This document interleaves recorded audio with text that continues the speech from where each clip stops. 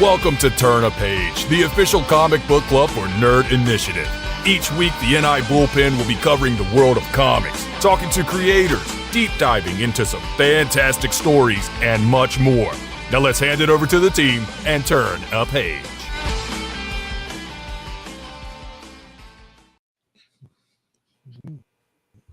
And what is going on, everyone? It is Tuesday night, 8 p.m. Eastern Standard Time, and you are tuned into Nerd Initiative social networks and YouTube for another edition of Turn a Page, the comic book club, where we break down everything going on in the world of comics, and we have a great story that we want to pass along to you. I am your host. My name is Ken M. You know me as the host and executive producer of the ODPH podcast, but I'm also Nerd Initiative's comics editor-in-chief.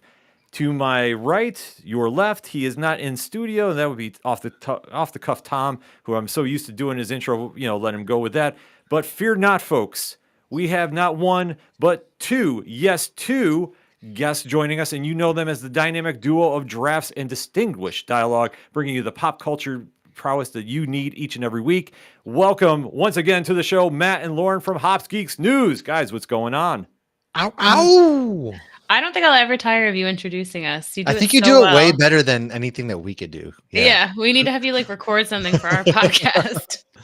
It just works. I can Yes. I can definitely do that. I have to record for a guest that you will be having on in a couple weeks, so I can definitely hook that up along the way. So if you need that, just we'll talk after the show and make that happen. So guys, what's going on though? Oh, another day. Another night, another villainous evening in Gotham City. Only this one's a little bit more cosmic. If you've picked up this comic book, but it's always a good time to be here. Christmas season is upon us, and yeah, man, how's everybody else? Good. It is. Go, Lauren.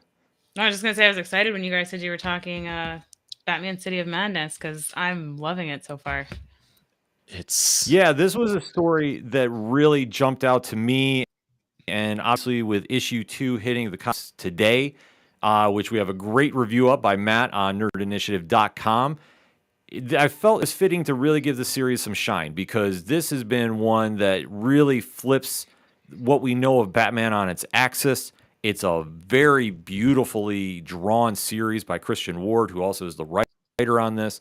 And I love series that really kind of dive into something a little different than we're used to with Batman, especially, or some of the iconic characters we have in comics.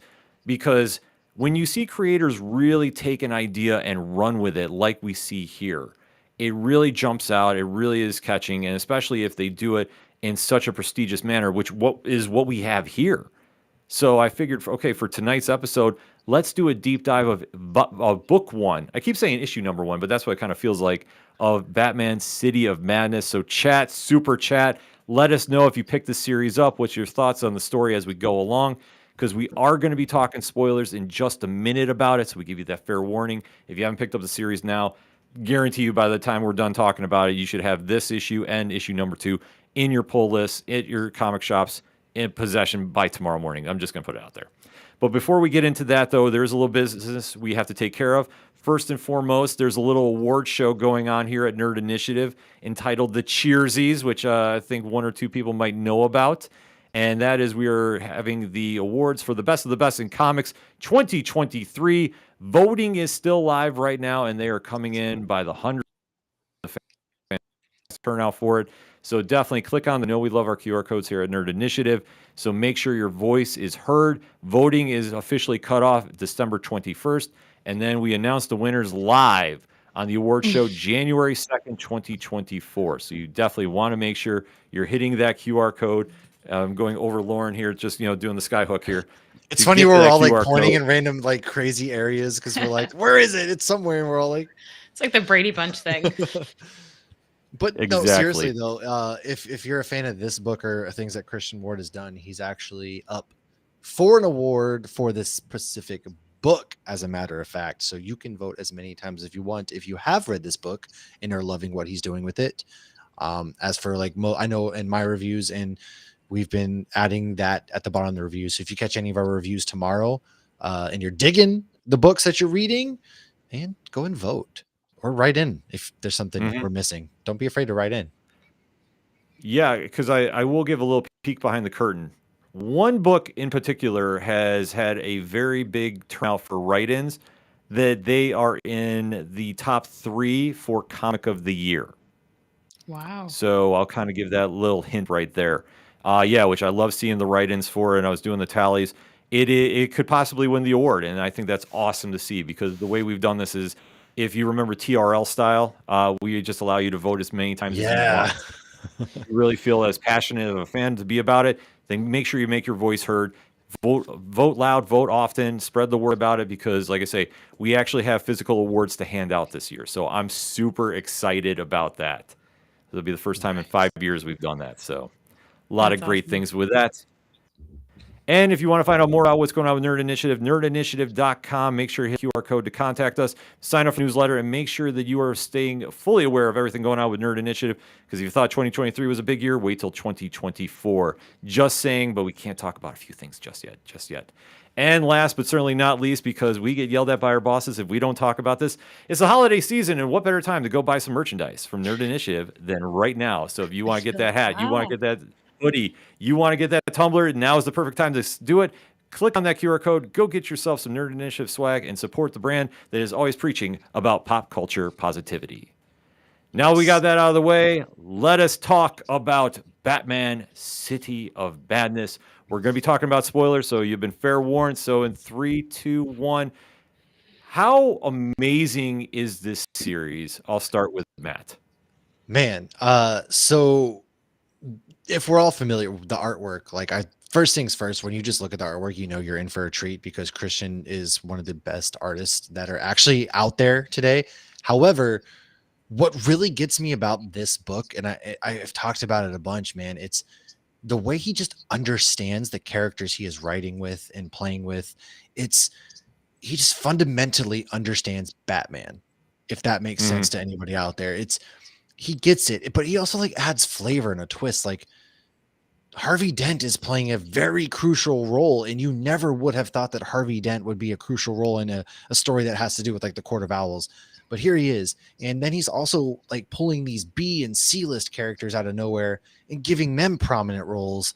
And he gets Gotham, and he's alluded to it in an interview that we actually sat down and did with him about this book before it even dropped, is how he believes Gotham is a living being. And I think he portrays that very well, at least in the first 2 books so far. It's fantastic. Lauren, how about you? Well, I'm a sucker for eye candy and art, and the art instantly won me over. I tend to read more Marvel than DC, but as soon as I saw one picture of this, I was like, oh, I'm definitely reading this. And the book exceeded my expectations because the story was just as good as the art. And even the details he puts into when it's Alfred talking versus Batman talking, he even changes up the font, and the font is artistic. It's just so much has gone into this. And, the art always helps tell the story in every comic book. But this one went above and beyond because this surpasses comic book art. It's just absolutely gorgeous. Every inch of every page is gorgeous, but you're still sucked into the story. The art is not distracting, even though it's so absolutely beautiful. And I love the Court of Owls story. I was not familiar with it until somewhat recently. And I just think it's such a neat idea that, who's really in control all this time? Who's really running the show? And now the Court of Owls isn't in control the way we thought that they were, being this evil underlying bad guy. They've lost control essentially. So it's really cool. And I cannot wait to pick up book 2. I have not picked it up yet. I will be picking it up tomorrow. Gasp. What is wrong with you? I know. I was writing comic book reviews all day and taking care of children. It's what happens to the best of us, because I know, like I say, I'm definitely picking this up tomorrow as I'm hitting the shops. But like I say, how this story starts out too, we have a young boy that is trying to get to Gotham, and you see that when he's trying to go by himself, he's going with a little bit of purpose, as you can see in the panels. Is just when he's trying to get his ticket, he is carrying a weapon with him, so you know that he has his own little vengeance story that's happening as it's playing out. And then you get immediately off the bat, no pun intended, this beautiful spread of Batman running across the skyline of Gotham. And I know we got the image for it, and just seeing when you see just the dialogue from Alfred talking, and it just really is just this amazing sequence where Alfred is always doing this monologue with him as well. And you see just how it plays out just with the skyline and just how everything is fitting in with it. It's just truly like right off the bat, it's like the first 2 pages, you get this just fantastic spread. And especially coming into a story like this, Lauren, I mean, how impactful is this image just coming and hitting you right there? Oh, it's absolutely gorgeous. I mean, it's a picture you would want on your wall, and it tells so much too, because Alfred, it's heartbreaking because he's become his parent, and you can just see right off the bat. I'm gonna intend that pun. I like that. You can just see the hurt that he's experiencing raising this bat, but it just I mean, he's in the shadows, and it's beautiful. It's moving. Yeah. Mm-hmm. Matt, how about you? Definitely agree. It's a perfect encapsulation of Batman, right? It's Alfred's always left at home while Bruce is running from rooftop to rooftop. But what he does really well in this is like the background of Gotham is dark, Batman is dark, but there's still like that vibrant light of the city. It's that neon pink of the sign in this instance, but it still shows that there's life in Gotham. That Gotham, even the way he draws it, like a lot of people tend to draw Gotham as like this dumpy city, but just looking in the background, and he doesn't really portray it that way, at least in this scene. In my opinion, it looks like Gotham has hope to it. It's New York-esque. It's beautiful. It's enthralling. And then, of course, you have the heartbreaking aspect of Alfred, which one thing that this comic has done really well is humanize both Bruce and Alfred. That's given that it's really making a point to show that Alfred's a father-like figure to Bruce. And you get that from page 1. Yeah. And he has regrets. Oh, absolutely. Yeah, because just how you in that dialogue as he's standing there just burning a letter in the fire and just really coming to terms with like what's going on. And this is something he goes through every night, which is something that we as fans don't realize just about the dynamic between Bruce and Alfred. And this is him literally every night when Bruce goes out in the streets of Gotham, that he never knows what's going to happen. And obviously with how crazy Gotham can get, and then things just escalate so quickly because on a random night enters Two-Face. And I love how Christian Ward drew him. Because it wasn't the typical burnt face, normal face. He actually did it in a manner of like it was also a hallucinogen, which I just thought was so brilliant of how this plays out. I mean, when you're seeing this depiction of Two-Face, like what is the first reactions you're having? Yeah, that's what stands out, right? Is normally you're used to seeing like ugly normal, but you have the ugliness, which they don't really hint. It's more of like the ugly as a background to his face, if that makes sense. Like you prominently see the clean side. The ugliness is kind of like this dark shadow, but coming off of it, he's got like circles and lines, and it's this acid trip almost of just Alice in Wonderland-esque vibes coming from Two-Face, and he just seems like this cosmic, imaginative character almost, if I can really explain that kind of in a proper way. Yeah, it gave me some Across the Spider-Verse vibes. Yes, that's what I'm looking for. See, Lauren, you're the brains of this operation. Well, I'm also, my son's obsessed with Spider-Man, so he just got the guitar, and I see like the punk rocker in the back. He got the Across the Spider-Verse guitar that like shoots webs. But what I love about it is even the quote ugly side is still beautiful in a way, because it's very artistic and the colors are very complementary. The colors are gorgeous, and I feel that it doesn't just show how we see Two-Face. It shows how Two-Face probably sees himself, that he doesn't see himself as just inherently good and bad. He has two very conflicting sides, and neither of them are just evil and neither of them are just good. And we learn that he's possibly got a third side. We're still not fully sure what's happening there. Because he denies, well, I don't want to jump ahead, but yeah. So I thought it was a great portrayal, and I love seeing the whole room cut in half too. And it's, it's so fun to see the different iterations, because the first Two-Face I was ever introduced to was back in the 90s with the guy. Put some respect on that's Tommy Lee Jones. You put some respect on Tommy Lee Jones. I'm sorry. I would have gotten there eventually. The guy from Men in Black. Oh my gosh. That was the first one I was ever introduced to. But I got to hear the chat's opinion of that.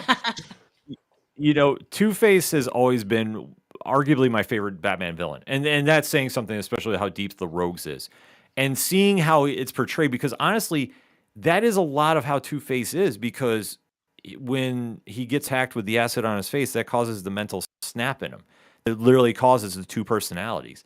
And to see kind of how it's portrayed, I really just thought was so brilliant, because it's so simple that it just connects with the readers as you're going through, like, oh, this is how he's seeing himself, and not so much as like how everybody else sees him. And it's just like this very deep metaphor of just how complex Two-Face is, but yet it's so simple. Like it's the brilliance of Christian Ward right here. And it's just like, this is just a small piece of it, because as we go further, you start getting more of it. And then especially too, when he does the iconic Batman crash through the window. And I know we have the art for it too. Like you just see him just come through. There's somebody yelling Batman, and just to see this iconic scene of him just crashing down, like that's how you know, like you're in a Batman story, is when you have this moment and seeing the fear in the villain's face, and you just see the silhouette. You never even see Batman's face. You just see his eyes as he's staring down. Like for me, I was just getting goosebumps about this. I don't know how you guys were feeling about this. We'll start with Lauren about this. I think Kenneth's just gorgeous. I love the contour of the purple and black versus like the teal and blue kind of sky and glass crashing. And it's just, I feel like he's metaphorically and literally crashing through the wall. And of course you see him say like, oh, this is too easy, something's going on, but it just, Batman crashing through the wall, just it breaks everything. It just jolts everybody, all the bad guys alive. They're like, oh, I got to get out of here. Batman's here. But it's done so beautifully too. And you see the contrast in the bottom too, where it's just red at the bottom, and it flows so beautifully. But it's a violent scene, but it flows so beautifully. Absolutely. Matt? I don't know if anybody else is going to be able to go on this journey with me real quick, but speaking of 90s Batman, does this book not make you think of Joel Schumacher's Batmans? With every page with this, how vibrant it is, I just think of this. Are you about to say nipples? With Coolio, and like, when Robin's in the downtown scene and he fights like the gang who's all decked out in glow sticks, like that's what I think of. Like, it's a serious scene, but it's just gives off Schumacher vibes, which isn't a bad thing, because I love those movies. It's like classy. I get what you're saying, but it's like done classy, whereas the 90s was like more campy. Or the Schumacher one. I know Ken has some thoughts in this. His whole face is screaming a story. The minute you said Schumacher's name, I just thought bat nipples, and I'm like, no, but I do see where you're going with this. This is a serious story. You leave those at home. Yeah. But I see where you're going with this, because the one thing I will say this with Schumacher's Batman and Robin, especially, because like that's where I immediately went to. The coloring and the lighting are very, very similar. Yeah. So I can see where you're getting that, because that's something too that you want to draw out something different in Gotham and make this stand out, because as we've seen over, countless stories, countless forms of media, and as you touched upon earlier, Gotham is so dreary and depressing that to see that kind of color and light pop in there and really give it a new take and a new look, yeah, it stands out. And especially with how it plays in the story, because it's such a stark contrast to everything we know, and especially with how Ward is painting this world too. Because even when the fights are going on, you still have that splash of red to really stand out and make the Batman pop off the page as he's doing what he does best. And just seeing even like Two-Face's reactions, watching this happen, like I say, the coloring in this is truly remarkable about how they really want to tell this story. And especially, like you say, you can borrow that from the Batman and the latter Schumacher movies, and it makes it work, because it doesn't go into the full campiness that was those two films, and nobody was yelling "chill out," but you do have those moments. Yeah, like you don't have any of that corniness, in my opinion.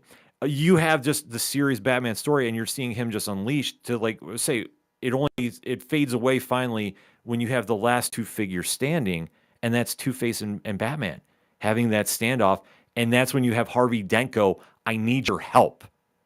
And just to see that, like, that's such a mic drop moment too, because Batman's doing what Batman does, but to see how the panel goes all white and just focuses on those two, I mean, this was a moment like, okay, Ward is telling me as a reader, he really wants me to focus in on this because it's so simple, but yet it's so meaningful. I mean, that's just my take on it. I'll start with Matt about this. Like, Yeah. when you finally see the end of this in that line, like, what is your reaction? Well, I think at that point you're kind of like, because you're thinking Batman swinging in, Harvey's up to his old ways, there's about to be, some sort of battle that's about to take place, but it doesn't happen. And again, he gets it because a lot of people don't realize like Harvey Dent really at his core, when he's himself, he tries to do good, and that's the human side of him, so to speak. And so to be like, no, I need your help, it takes the reader aback, and you're like, well, okay. And you kind of like sit out of your seat one of those moments, and I'm listening. Where do we go from here? And so it's one of those moments that kind of swerves and pivots from the traditional, like, all right, Batman's gonna put him back in Arkham, and then the story, that's where you get the meat of the story. Instead, it's Harvey's like, dude, I need your help. This is serious. And you're just, whoa. Mm-hmm. Yeah. Lauren. Well, I mean, you knew something out of the norm was going to happen because Batman even kept having that inner dialogue, like, this is too easy. This is too easy. Is this trap? Of course, that's where obviously you would go, is like, it must be a trap. It's a trap. But you can see like the genuine like sadness on him, even when we first see him sitting on that couch, and you have that beautiful, side where it's his quote unquote ugly side is, you see him looking depressed. And in this last panel with the white, like you said, and he says, I need your help. It shows the importance of that moment, but it's he's past desperation. He doesn't know what else to do. So he's absolutely so desperate, knowing he could end up back in the one place that he definitely doesn't want to be. But I feel like he had to do it, not just for him. He knew that there was more at stake. And yeah, like Matt said, it's, every time we meet Two-Face in the beginning, and every time we get his origin story, he's a good guy in the beginning. And so I feel like that side's maybe just come to sometimes good guys and bad guys agree on things. And so maybe he's finally at peace with something, even though it's out of desperation.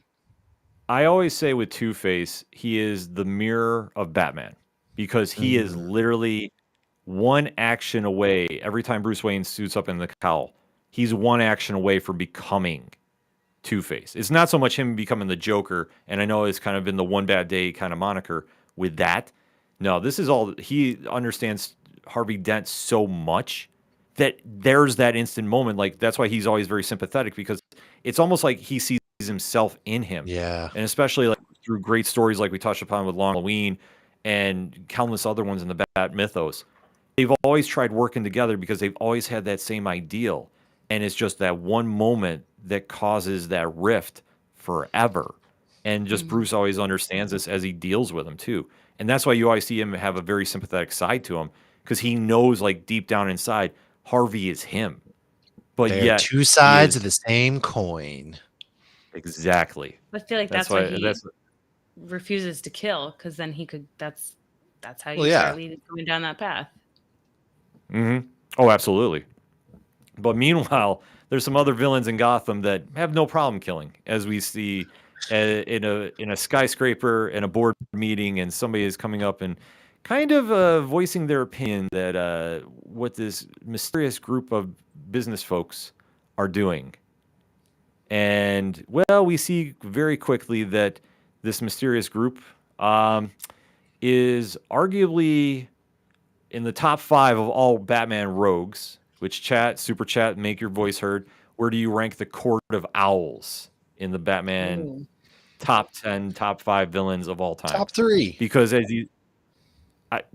top 3? Lauren, where do you have them? Well, I feel like I'm not as educated on making that decision, but I do feel like because they are the monster in the shadows and they control things when you don't even know they're controlling, and that's like the scariest kind of villain out there, is the one you don't know exists. Mm-hmm. And to send flowers to his wife, that's some cold-hearted crap right there. Oh, yeah. The Court is arguably, I would say, for being around in a relatively short amount of time in comparison to some of the other great, like the Joker, the Penguin, the Riddler, Catwoman, Two-Face, for being around for such a short amount of time, they have made the biggest jump into the Batman all-time rogues gallery. And I put them in my top 5. I don't have them at number 1, obviously, but they are definitely in like that 4 or 5 range for me. And that's only from just being around a short amount of time when Scott Snyder and Greg Capullo started them in the New 52 run. So to be there and see the impact they've made, and they've also crossed over, like we said, into the pop culture medium, little bits here and there. And who knows what there might appear in the Matt Reeves Batman trilogy as it's getting worked out. I fully think they're going to wind up in there, just putting that karma out in the world. But as you see how they're, as you see how they're here, one voice is trying to go against them, and the court is not exactly hearing them. They cause him to overdose, and as Lauren touched upon, they send flowers to his wife to say, "Well, we're sorry he overdosed. We're sorry for your loss." Yeah, just how absolutely disturbing this is. But then, as you see, they wind up going to the bottom of their building, and this is where things get very, very crazy, because the court is walking through a cavern. And you're sitting here as a reader going like, wait, what is going on here? And as you see, they're kind of walking around a tomb. It's just getting more and more crazy about like what's behind there. And you do see there is kind of a shadowy figure that is lurking around. And if anybody is questioning the head of the court, well, they're getting taken out. And as you're seeing, like, this is their version of a Talon. Matt, like, what is your reaction as you're seeing just how ruthless they're getting to protect what's inside and then what's eventually freed? It's the brutality, man. That's one of those things. Like, the court is one of those elegant, they put on this facade of we're prim, we're proper, we don't actually get our hands dirty, but they do. They're not afraid to. They very much do, and they handle business themselves. And there's a reason why they're one of the more vicious foes that Batman has to face. And it again, Christian Ward just understands the character he's playing with in this world right here, and this is another testament why. Lauren? I mean, you just see the straight cold-heartedness of, this is a group of people that have no compassion. They're not a team. They don't even care about each other. They all have this end goal of what they think is the best, and they're going to do whatever they need to do, even if it means literally stabbing each other in the back. But I thought it was again, artwork's beautiful, but we're seeing what's happening with one of the characters. So that's always fun to do, to be just as confused as that main character in that scene and learn what's happening with them. Yeah, because as we see what's released, you see this image and we think it's Batman. And you just see this voice say, "Finally," as you just see this swirling art piece. I believe we have that, of just the talent sitting at the top of their screaming no. And it's almost like in an I shape. Like, it's kind of crazy how it's all set up. And things are just moving so fast. And this is just like another element of Christian Ward that it just plays into, as you see the figure is just screaming no at the top. And he understands what's getting released, because it appears the Batman is getting released, but it's not the Batman we know. No. And no, this is a whole different Bat that anybody has any idea about. Meanwhile, this is where Ward goes back to the story of the young boy coming to Gotham, and we do find out that he's looking for revenge for his father, who apparently was murdered on the streets. Matt, like, what is your reaction when you're seeing this story play out? It tells all the time in Gotham, right? A parent that was killed, and now the kid wants revenge. You know, it's another kid that's going to become very important down the road. Especially, it's another character that Batman's going to be able to see himself in as a young boy who set out for revenge, trying to get his revenge against a person who took what he cares about most. So, you know, they're on a collision course, and, you know, he's going to be very important, and there's more to him, but it's just, it shows that, hey, you know, there's so much anger inside some people, and they're willing to do what it takes. And I can see this being one of those, like, Bruce wants to save him from that eventually when they do meet up at some point. Lauren, what's your reaction to this? My first reaction was, this is a scene straight out of Home Alone 2. He's walking around like the big city, and we got all the, you know, scary, homeless, mean, bad guys coming to try to talk to him. But no, it's just tragic. I mean, obviously, as a parent, you feel for any kid that's going through anything in a book, a TV show, a movie. And, you know, obviously when people, especially children, are desperate, they're going to make bad choices. And if this if somebody's going to be like, hey, I'll help you get your revenge because you think revenge is going to make you feel better, even though it's not, you're just starting down an even darker path. He's going to say yes to anybody who's going to protect him and help him get that revenge. So it's just, it's sad watching what is kind of inevitable for part of this story to move on. And then all the while you're seeing Batman is returning to the manor, and you're seeing just him just kind of walk through and seeing a few pictures here and there. And as he's making his way to the Batcave, you see a quick shot of Barbara. Well, actually, Batman's kind of walking around checking something else out, but you see Barbara Gordon is now wind up at the Batcave and having a heart-to-heart with Alfred. And Lauren, what is your reaction when you're seeing Barbara Gordon's reaction, just how they're talking about family here? It's sad. I mean, there's a little bit of comedy to it, when she makes the comment like, well, if you guys actually talked about your feelings, we probably wouldn't have Batman. So I guess it's good that you don't talk about your feelings and you suppress all your anger and rage. But it's sad because she sees how it is a problem that they do what they do. But she also sees the good in doing what they do and understands that like, this is just, nobody's going to take these roles if they haven't dealt with tragedy and loss. But it's nice that they have each other, I guess. But it's just Alfred, I feel like it's just a tragic story throughout this whole comic. You don't see any glimmer of hope in him. You just see regret, I feel like. Yeah, Matt? I think you nail it. I think big time. Is this again? It's humanizing Alfred, and that's the best way I can put it. Is it's regret. It's because now you're Bruce and him. That's one thing, but Alfred's kind of taken on a larger family at this point, right? You've got Barbara, you got Dick, and seeing where they've come, and he sees them as his own, and just it's that sadness that's really well drawn within Alfred's eyes. And it's a comedic scene, but there's deeper tones there. Yeah, I agree with you too. I mean, it's just something that they've all been through so much, and you can go through the history of Batman and just see how everybody's been affected by the life they've chose to defend the people of Gotham, and just how much it just wears on them. And then to kind of see how Alfred, who is just he cares about everybody so much, and to see how it's taken such an emotional toll on him. I think that's just something with Ward's writing here too, that he really wanted to capitalize and show about like how Alfred really is the father figure of the entire Bat family, and just seeing just what he goes through in every single action they take, like just the toll it wears on him. I mean, I just think it's another part of the brilliant writing, because all the while Batman is actually at Arkham. And I love too, like I know I didn't get a chance to get the art for it. What did everybody think about his depiction of the Mad Hatter? Oh yeah, again he brings out he's terrifying, but he brings out like these P characters again, and it's the way he brings them about, and it's how well you can see it depicting. He almost looks like a Victorian era puppet doll in a way. Ooh, that's a good description. It's a rusticness to it. It's brilliant. Like I say, there's just such a different flow to it that it caught my eye immediately. I'm like, wait, this is the Mad Hatter, like this, and I couldn't really even put a great description on it. Just like it was brilliant.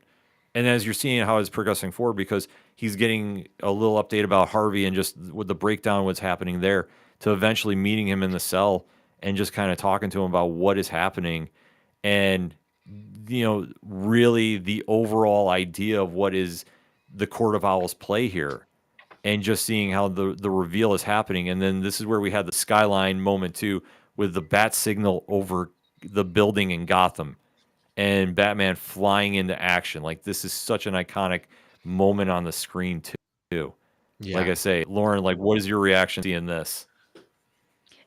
Just seeing the something truly evil coming from Two-Face. It took me a minute to even notice the gorgeous artwork, because I was just reading that something truly evil. And I think that was so well placed on the bat signal, because it's Batman, but it's something truly evil. So I just was like, ooh, it's about to go down. Like, you knew the comic was about to take a shift, I felt like, when I read that. Yeah. Matt? Yeah, it's one of those things that, like, it's well placed, right? They put the something truly evil, but they put it within the bat symbol, because that something truly evil could mean something to Batman. It could see something to the people who are afraid of Batman, to them viewing that he's evil. So it's one of those just fun, like, plays on it has a double meaning. It's all perspective. Yeah. Yeah. And I love how Ward set this up too. Because like I say, when you're having Batman just tell him about something is coming to Gotham and just the breakdown of that moment, it was like, so Two-Face, when he's saying he needs help, like he understands what's going on. So it's like how much he gives away is just holding in just a little bit. Like he's telling Batman, like something is coming and it's very evil and you're the only one who can stop it. And then we flash forward to where the young boy is back in Gotham and he's confronted by some thugs and they're wearing animal masks. Yeah. Now, I don't know what everybody else is thinking. I had a different interpretation, but I've also been reading the Batman and Robin series by Joshua Williams. So I started thinking something else. I know it does not coexist with everything, but seeing how they were setting up the image for this and the young boy getting ready to extract revenge, did anybody else think the masks were real or were they fake? I thought they were real, but I also thought that they were working with because we're getting some of these lesser known characters. Pig. That's kind of who I thought they were working with there. So I kind of thought they were not real. I thought they were just like the masks because that was his MO. Right. Yeah. Well, I don't remember because the first time I read this, I reread it today, but the first time I read it was the day it came out. So that was early October. So I don't remember my initial thoughts, but he does say that there were people in animal masks that killed his father. Was that after he said this? Because I don't think I thought that they were real. My initial thought was that one guy looks like Moon Knight's god, whose name I can't remember. Oh, yes. Yes, there you go. And I started laughing at the shark because it just made me think of Sharknado when they attack. Oh, I was thinking King Shark. The great, shark. the great film franchise. Yes, it is. Well, they kind of tip off something because you can see with Shark Head, you see the human head inside it, but they kept it so concealed in the other panels. Is like, okay, is he dreaming this or is this really happening? And especially too, there's another silhouette page where you're seeing the laughter in the background, and you can't tell if it's his own fear and this is what he's seeing, or if this is actually what is real. And like I say, I like how Ward kind of just walked the line with it a little bit and not give everything away. But then it's like you start thinking, okay, it is real. And then all of a sudden, it's a child's really perspective goes wrong. Too. Yeah. Yeah. Yeah. And that's one great thing about it too, is it's such a youthful perspective that you can't figure it out as a reader. And I love that fact about it. Same. That it just kept you on your toes because obviously you knew something was going to happen. You start seeing the villains get picked off in a very bloody way. And then all of a sudden, who is standing there and saying, he can't hurt you now, child, but the Batman below. And what a picture of this unique Batman. And it's on the screen right now. Matt, what is your reaction seeing this? It is Davy Jones from the Pirates of the Caribbean movies who threw on a Batman mask and has come for vengeance. I thought it was the Ood from Doctor Who. Oh, that too. Yeah. Yeah, that's a good one. That's even better. Dang. No, but seriously, it's look how creepy and gorgeous it is though. In a haunting way. Like the way that the colors work on this, it's dark. You've got this dark Batman, but his eyes are glowing yellow and the blood is just a vibrant red. And it's just the contrast and it is freaking gorgeous. Yeah. The art just pops off here. I was not expecting to see this tentacle Batman show up here. Chat, super chat, what is your thoughts about the Batman below? Because you just see this just really it's disgusting. Distinct figure that is supposed to be the Batman we know, but clearly is not. And it's something like, what has the Court of Owls been doing with this creature that they've had behind closed doors until somebody has now unleashed them on Gotham? And you're just seeing that obviously this is not Bruce Wayne by any stretch of the imagination. Things are just getting more crazy and crazy as this progresses. And then you're seeing, you're just seeing this shadowy figures now. They go back to the cave, and you're just hearing this voice just with the lettering haunting going, "We are Gotham," as now things are changing. And you're seeing the court is now kind of regrouping a little bit because they know what's been unleashed. And then you see this figure that they are awakening from suspended animation. And Lauren, what is your thoughts about seeing this whole scene unfold? I think it's really cool. It's creepy and it's, it seems a little confusing and you're not really realizing what's going on at first. But I love how even the font is not completely clear. And so everything's becoming more and more clear in the story and the literal font. And yeah, it's creepy and terrifying. So the below Batman, though, I was trying to think of the monster that Christian Ward had mentioned that he used as inspiration, and it was the H.P. Lovecraft's the Chulu, Thulu. Oh, yeah, Okay. yeah. So, and if you Yeah, that's Google that perfect. image, it's very tentacly, creepy, and yeah, he nailed it. I mean, perfect. But yeah, no, I loved it. Yeah. I mean, just seeing how this is all unfolding too, that they've now awakened a Talon. That's the way I'm thinking. This has got to be the first Talon, or what they base this creature off of, to now go fight their battles for them. And I then as you're wonder. seeing just bat. Oh, go back. I'm Sorry, sorry. I didn't mean to. I didn't mean to. I was just gonna say, because you brought up it could be the first talent. I wonder though, is ever since, what if it's been their own creation of, they've gone through all sorts of scientific experiments because they've known ever since Batman kind of came to the city, they needed someone to face off against Batman, perhaps after Talon loses in their first fight. And they've done some sort of experiments, and this is like their perfect specimen. But then it's one of those like, oh God, he's even too dangerous for us kind of deals. I don't know. Lost control, like a Hulk when they Yeah. tried to recreate Captain America. It could be. I mean, that's a great point.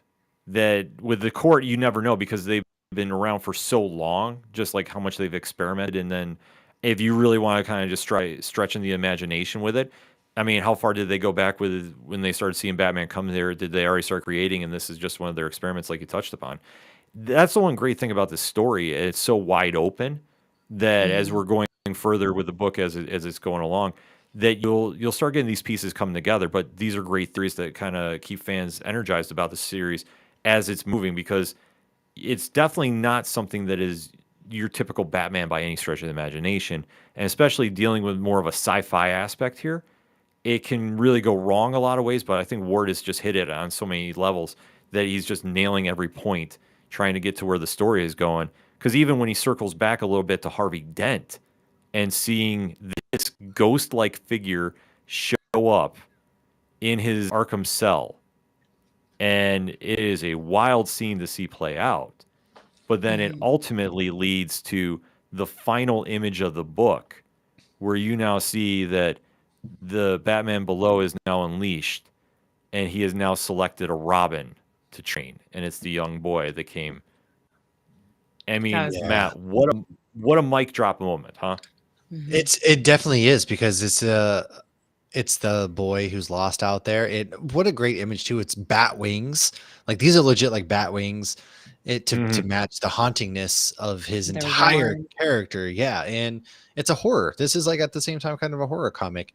And now he's got this child, and who knows the lengths he's willing to go to train this child to become his Robin, if he's willing to just swoop in and kill people. And it kind of makes you afraid for the boy. Like you think he's not in danger because he wants to train him as a Robin, but this is kind of a wild card. Well, his morality at a minimum is in danger. Oh yeah. Yeah, I mean, like Lauren, when you're seeing this end on this note, like what's your reaction to this? I thought it was a mic drop moment. I loved though that it was Harvey Dent, and they say a different perspective, and you see his face is cut diagonally rather than vertically like we're used to. And I love that he was the reveal, and it's just so creepy too. And you also see like our Batman doesn't fly; he's more Buzz Lightyear. He falls with style, and this is like a legit bat flying. So right away he's some sort of monster-esque hybrid, and it's going to be a lot of fun. I do think that Eat's going to be one of those, I'm taking care of this kid. This kid is safe physically. I do think the kid is safe physically, but I think that's the extent of his safety. But yeah, and Matt knows more than us because he already read book 2. Yeah. God, you're going to get some answers in book 2. A little bit. I can fully imagine, just as things are going on. And we definitely have to say this book, via all the images you're seeing are coming from DC Comics, is Volume 1 is out right now. Volume 2 is just hitting the comic shops this week. We've said a lot of great things about this series so far. Was there anything in issue 1 that you did not like, starting with Lauren first? No. From beginning to end, I was entertained and literally had to stop myself and be like, okay, I want to admire the art because it's so gorgeous, but I was getting sucked into the story that I kept moving along. So it was actually really nice to be able to reread it this afternoon and be like, oh yeah, I forgot about that, because there's so much going on visually and story-wise that I was just completely entertained and intrigued from beginning to end. So I don't have anything negative. Matt? Oh God, no. Low key, or not even low key. God, early reactions when I read this book was legit. I think it might be my favorite comic book of the year of 2023. There wasn't anything in there that I hated. You got a humanized version, deeper version of all of the characters. There's a really well thought out, like, hey, Christian Ward understands who he's playing with here. Harvey Dent is a catalyst that's driving the story. There was nothing that I was like, this doesn't work. I can't even find something if I wanted to. That's how good this comic book is. Yeah, I was really struggling to find anything wrong with it. I mean, not that I was like, okay, there's got to be something wrong with it. The only thing I would say is just maybe some of the pacing, just like the Harvey stuff is really spaced out, which I don't think took away from the story, but it was kind of like I had to go back and reread a little bit just to make sure I was catching up on it. But it flows so easy that you really get a sense of what's going on. I love how they started with the young boy. They kind of threw a little story with him in the middle, and then they came back at the end. So they were really juggling around like essentially 3 stories: the young boys, Batman's, and the courts. And then Harvey Dent was in the mix too. And to pull that off, I mean, that's not easy to do. But yet, I thought they really paced it off well. It's just like a matter of just the Harvey spots. I just had to go back and reread. But like I say, I'm not taking anything away from a final score about this by any stretch of the imagination. And speaking of scores, I mean, we have to grade this chat. Super chat, definitely throw your grades in for this book as well. But we'll start with Lauren. What grade do you give Batman City of the Madness book 1? Initially, I was going to say 9.5, but then when I'm like, well, I can't find anything wrong with it, it's like, what is a perfect score? I had that one professor that won't give anything an A because nothing's perfection, because perfection doesn't exist. So I'm like torn. I'm going to give it a 9.75. Oh, I thought you were going to say a 9.9. I was like, oh boy. Yeah. No, I'm keeping it in quarters. All right, Matt? Look, man, I'm not so nitpicky as Lauren. I'm easily pleased. This is a 10 out of 10. It's a 10. It's a 10. Look, some things can be perfect. Like, of course, not everything is perfect, but to me, this gave me everything I wanted in a new, fresh Batman story. This is a fresh take on every single character in this entire world. Like, this is not a Batman we've seen before. Like, this is a 10. All right. Yeah, this was tough for me to grade because I was teetering back and forth between like a 9.5 and a 10 because honestly, I love when you take a classic character like Batman, you can flip it on its axis, and then you can really go some places with the story. And that's where this goes. And especially tying in the Court of Owls too, which like I touched upon earlier, they've only been around since the New 52. And we haven't had that many stories with them. And for what they were doing here, I mean, this is just perfect storytelling to really establish them that they've been experimenting. They've had the city below Gotham and a Batman below that they've been trying to keep in prison, and somebody lets loose. Like it's a really interesting story, and how they tie in everybody together, especially Harvey Dent, who's a very big wild card in all of this. Like I just really loved how Ward set this up with the writing, and like I say, the pacing thing, I'm just kind of throwing out the window. That's just me just being like, with my magnifying glass, like really staring in to see something. But it made me want to read the story yet again and again. So if I have to give a grade about this, which I mean we are doing, I have to give it a 10 too. Like let's go. I just think the lowest score with a 9.75. Nice. But you know what? That's not a bad thing though, because it's just how you interpret it as a fan. And like for me, I love the fresh take on Batman because we've had 80 years of Batman stories. There has been some really good ones. There have been some really bad ones, in my opinion. This one really took a creative twist and ran with it. And plus, Christian Ward's art in this is just so next level of really kind of just mixing in the different color schemes to really make certain pages pop and really have that connecting fact with the group here. So I love seeing a super chat thrown in there. Love it. Tom threw in a 9.75. Love seeing that. Yeah, like I say, this series, this first issue really made a great first impression, and especially to see where they're going from here, because obviously issue 2 just came out, so we won't spoil anything there. The only thing you know is the story is going to progress even further. And if you really love this issue, strongly recommend picking up issue number 2, because this is one that just has so much going on with it that if you're looking for something that's like on that Elseworlds kind of vibe, but yeah, this is more, and this is a black label book for DC as well. This is just your prime example of what you can do with a great character and run with it. And that's what you're seeing here. So we give you our recommendations for this week before we get on out of here. Obviously, we'll start with Lauren about this one. So Lauren, what are you recommending at the comic shops this week? So this week one I highly recommend. If you're a Kevin Smith fan, you absolutely have to pick up Quick Stops. Yeah. I read the original 4 issues back when it came out, maybe like a year ago.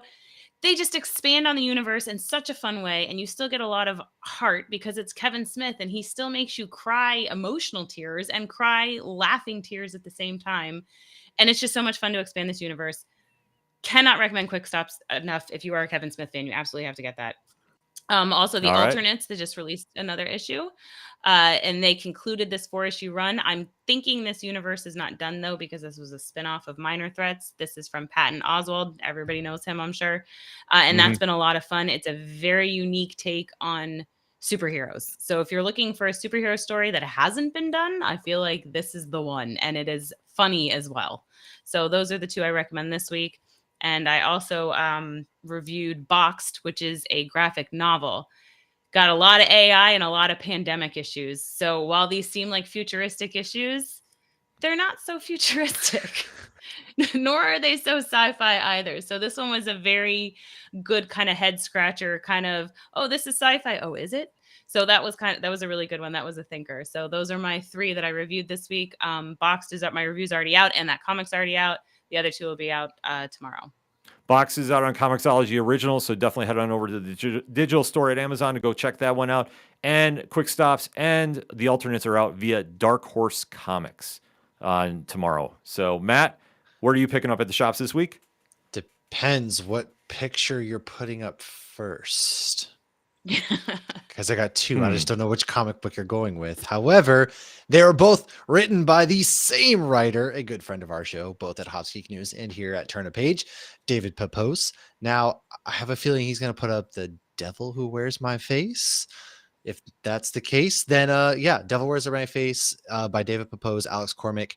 That's Mad Cave Studios. It's the 3rd issue in that, in which, man, it's Legion and Viri are on a cat and mouse game going through the Vatican, and it's got just fun. It's if you love old school horror / kind of like some supernatural, like Lauren, you're gonna like this issue a lot, I think. And then the other one I have, writer David Pepose, artist Dave Watchter, is Punisher issue number 2 from Marvel Comics, and Joe Garrison is on the hunt trying to figure out, why did they come and hunt him down. And this is a great addition, because again, what David's doing is he's having a lot of fun with this comic, and you're getting some more of those. Like issue 1, you got Hyde, and so you're going to see a little bit more of those B-list characters, I have a feeling, popping up routinely in this story. And so those are my 2 big recommendations. And obviously Quick Stops, I'm jumping on with what Lauren did, because we both actually joint reviewed that one. We're both big Kevin Smith fans, so I gotta give some love, and give some love to our friend of the show, Brian O'Halloran, of course, from Clerks. That's always it's our claim to fame. So it's our claim to fame. We try to mention it every chance we can, no matter where we are. He opened a beer with her shoe, like so he did. I have a bottle opener on the bottom of my flip flop. That's amazing. It's even amazing. Too. Clerks is going to be 30 next year. It is. It blows my mind. God, how crazy is that? And like I say, if you want to, go. I'm sorry. No, I just say I first watched it in '99, and I'm like, oh, it's not that one. No, even that's a long time ago. It was like last year still to me. No, it was not. Yeah. It still holds up to this day too. So like I say, definitely have to be looking out for more of that. I know our friends over at 3FN Podcast are definitely talking about that on the show on some past episodes, and you definitely want to make sure next year. I can guarantee you Nerd Initiative will be talking about the Kevin Smith verse as we celebrate the 30 years of Clerks. So stay tuned for that. ... As for me at the shops this week, this is a monster week in general. The first one up is one friend of the show who is now taking the helm over for one Gwen Stacy at Marvel Comics. Super excited to see Spider-Gwen smash by the one and only Melissa Flores. You know her from Mighty Morphin Power Rangers, The Dead Lucky. So it's going to be her and Enid Bellum. This is a really interesting story, and like I say, the fact that we're going to see more of Ghost Spider, and especially with Melissa writing it, this is a take my money moment. So Melissa does fantastic work. If you haven't checked out The Dead Lucky, make sure to check out The Dead Lucky. It's one of the best series in the Massiverse, let alone in comics. So you definitely want to make sure you're picking that up. But yeah, this one is definitely one to keep an eye out for, especially if you're a fan of the Spider-Verse animated films. This is going to be one right up your alley too. And also, speaking of Massiverse, they have a massive week this week because there is 3 issues out, Radiant Black 27 and 27.5. And no, I did not misspeak there. If you haven't been reading since the events of Radiant Black 24, the Catalyst War is in full effect, and there is a reason that you're seeing issues with a regular number and a 0.5. So if you haven't checked those out, highly recommend checking out what Kyle Higgins and the team are doing over with that book as well. And Rogue Sun 17, Ryan Parrott, Marco Renna, Abel, everybody is doing some fantastic work there. Those are going to be some great picks out for this week as well. And obviously City of Madness, number 2, Christian Ward, DC Comics. We're, obviously we got to make sure we're plugging that as well. I thought that went. This is... well, yeah, but we have to make sure we drive the point home. Obviously. Because there is so much great things at the comic shop this week that you are going to find stuff left and right. Boom Studios, Damn Them All, House of Slaughter, Image is having a big week, Marvel, DC, Mad Cave Studios, The Devil That Wears My Face. There's just so much great things to pick up this week. So you want to make sure you're checking out nerdinitiative.com starting at 9 a.m. Every half hour on the half hour, new reviews are dropping. So you definitely want to make sure you're not missing on that. And before we get out of here, Matt, Lauren, why don't you tell everybody, find out what's going on with you and Hops Geeks News, where to find you after the show? Well, you can go ahead and go to Hops Geek News, or you can scan this fancy QR code here where you will find all of our links. You'll find the links to our reviews. You'll find us on YouTube, Twitter, Instagram. There's a Facebook group, TikTok. We're everywhere. We have our Christmas special that we will be recording tomorrow to come out next week, episode 198. We are having 2 amazing guests coming on. We are about to record a big episode 200 with our good friend Off the Cuff Tom, the pop culture connoisseur, and of course Ken from the ODPH. And we're going to be ranking and more so drafting. We're going to be creating our comic book team for the year 2023. So be on the lookout for that. That's going to be coming out right before our Cheersies, believe it or not. So give you a little taste of what's to come for the Cheersies there. So make sure you vote for that. A lot of Christian Ward, David Papose, Melissa Flores, like that. All these people that we've talked about here today, a lot of them you'll find for good reason there to vote for. And make sure you do that by December 21st for the show, which will be on too, January 2nd. Yeah, the Cheersies are really picking up some steam. I'm sorry, Lauren, did I cut you off? I didn't mean it. No, you're good. Okay. No, but like I say, the Cheersies are taking off. Like I say, I get very animated to talk about the Cheersies, so I know I interrupt everybody left and right about this. But I can't stress enough that the voter turnout has been insane this year, setting records left and right. A lot of write-in votes are coming into, which I love seeing, and especially, like I say, one of the top books of the year has actually been written in. So will it win the award? You're going to have to tune in on January 2nd to find out. But in the meantime, make sure you're hitting that QR code. Make sure you're voting. Make sure you're sharing it all over your social media accounts. To anybody that you know is a comic book fan, we want their votes in because this is by the fans, for the fans, and given out by the fans too. Like I say, this is 100% fan supported. Picture this. So we want it's the award handed over. Somebody could be taking it home. Look at this. Yes. This means so much to me or them. It's a dingle hopper. Yes. Well, somebody's going to be winning a few awards. Like I say, we actually have the physical awards this year, so it's going to be really cool to actually get those out in the mail to the winners this year. So super excited to do that. And like I say, you just click on that QR code and you'll be able to see what is going on with the Cheersies. Fill that form out, share it all over the place. And if you want to find out what's going on with me and the ODPH, very simple. Click on over that QR code as well, odphpodcast.com. New episodes are dropping and a whole lot of other fun things happening, including links to Wrestling Night Live every Thursday night, 8 p.m. Eastern Standard Time. So if you like talking comics, you like talking pro wrestling, this is why you click on that like, subscribe, and share page for Nerd Initiative YouTube. Because like we say, we have a lot of stuff going on in the new year. And if you want to find out what's happening with the home of pop culture positivity, it's that simple. You follow the checklist to the letter, and boom, you won't miss a moment of the content. So that said, for our guests, thank you again for checking us out. And remember, when you're at the comic shops and you have a great issue like Batman City of Madness, Book 1, in your hands, and you see somebody struggling to find something to pick up this week, hand yours off to them. Tell them turn a page. We'll see you next time.